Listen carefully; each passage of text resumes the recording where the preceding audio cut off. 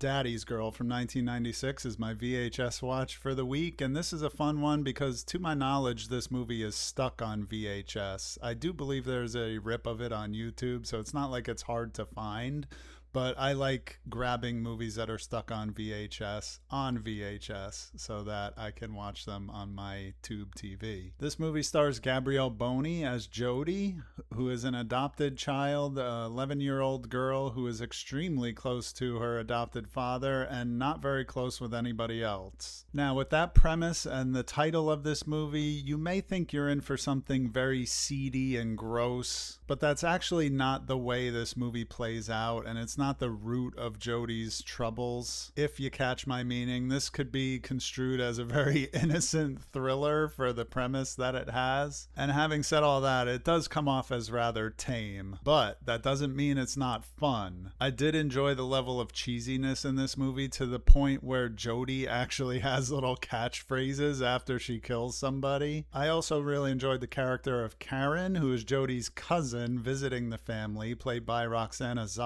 who is the only person in the movie who can kind of see what's actually going on and digs deep and investigates and tries to find Jody's origins and what is making her so dangerous and violent. So yeah, I do recommend this one if you're okay with the fact that this movie is not Julie Darling. It's not some weird exploitation-y, gross daughter-father thing going on here. This is a little bit more cheesy and campy version of that kind of thing. My Heart Can't Beat Unless You Tell It To from 2020 is a family drama disguised as a horror movie. The movie is about three siblings living a secretive, hermetic life as the two older siblings try to protect their younger brother from what is basically vampirism. In short, he needs blood to survive, and his older brother and sister have to procure it for him. This movie's been on my radar more or less since it came out. I always thought it looked really cool, and I recently picked up a Blu-ray from Hamilton Book for $3 or however much they were selling it for, and I finally got around to watching it, and I will say my initial impression, and you can see I gave it 3 stars, was a little bit underwhelming, but as I thought about it, it was one of those films that got under my skin after the fact, which is always interesting. This is a movie that is very sparsely written, where there's a very tight economy on the dialogue, and although it's calm and moody, I wouldn't exactly call it a slow burn. It feels very well paced at around 90 minutes. It does not wear out its welcome in any way. And it's presented in a 4:3 or something close to it aspect ratio that is a square. And they really did a phenomenal job with the shot composition throughout the entire movie. One of the biggest things I came away with after watching this movie was how good everything was framed, even if it was mundane or commonplace, which most of the stuff in this movie actually is. So this was an interesting one for me. When I first watched it, I didn't know if I would even talk about it on this show, but as the days went on after watching it, I was glad I decided to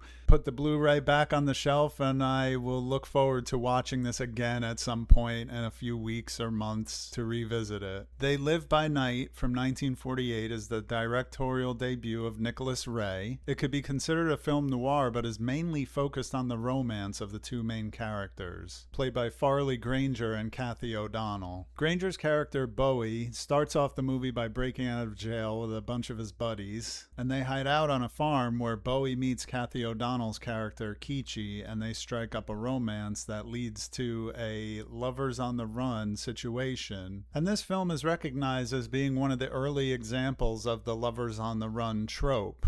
This movie is pretty excellent from start to finish. I was really pulled in by all the characters, not just our two main leads. And I thought it was interesting to see what is considered a film noir where you don't really have a femme fatale, because Keechie is not a criminal and does not want Bowie to be a criminal. So you have this element of both of them wanting to go straight and just go and live their lives together. But Bowie finds himself having obligations to the people who helped him bust out of jail. This is a movie that's easy to recommend to pretty much anybody. It's got thrills, a little bit of action, a very strong romance element, and characters you can root for. I picked up the Criterion Blu-ray of this a while back, and it is definitely staying in the collection. And that's going to do it for this episode. Thank you for watching to the end, and if you like these short movie reviews that I do, I have a whole playlist of them on my channel. Thanks again, and I'll see you on the next one.